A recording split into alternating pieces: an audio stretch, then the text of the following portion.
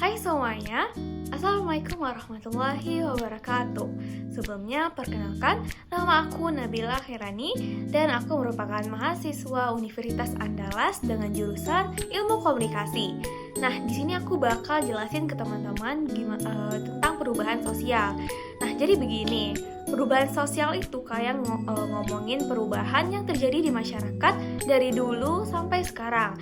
Nah, ini tuh menjadi pusat perhatian banget di ilmu sosial dan juga berdampak besar untuk kehidupan kita yang sebagai individu dan perkembangan masyarakat secara keseluruhan.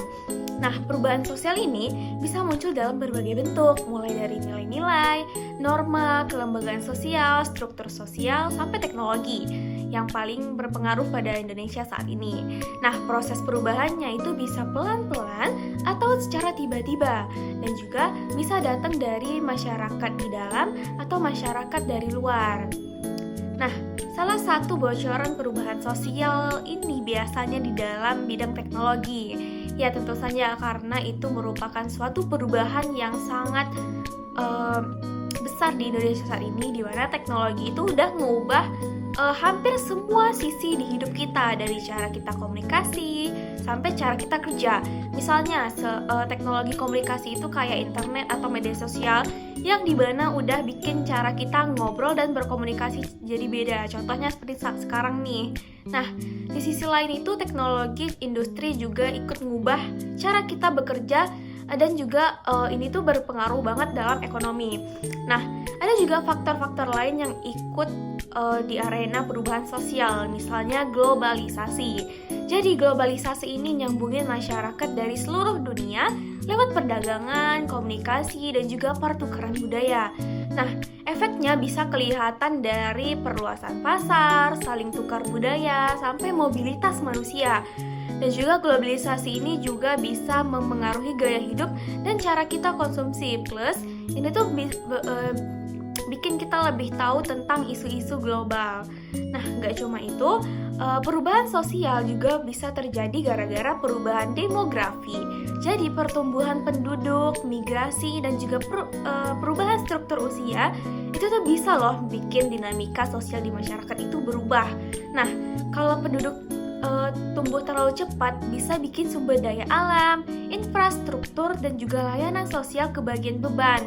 Nah, di sisi lain, perubahan struktur usia itu tuh juga bisa mempengaruhi kebutuhan dan juga harapan masyarakat tentang pendidikan, kesehatan, bahkan juga pekerjaan. Terus perubahan sosial ini juga bisa terjadi lewat gerakan sosial dan juga perubahan politik. Gerakan sosial itu kayak usaha bareng masyarakat buat ubah sesuatu. Misalnya kayak pengubahan hak asasi manusia, kesetaraan gender, lingkungan, atau isu-isu sosial lainnya.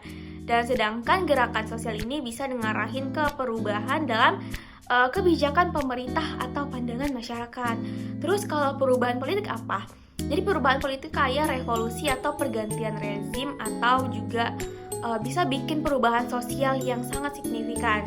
Tapi kita juga perlu tahu dong bahwa perubahan sosial ini gak selalu jadi hal yang positif, di mana beberapa perubahan itu tuh bisa bawa ke ketidakstabilan sosial, konflik, atau bahkan ketidaksetaraannya tuh makin besar. Misalnya kalau ekonomi berubah cepat, itu tuh bisa bikin kemiskinan atau ketidaksetaraannya makin parah.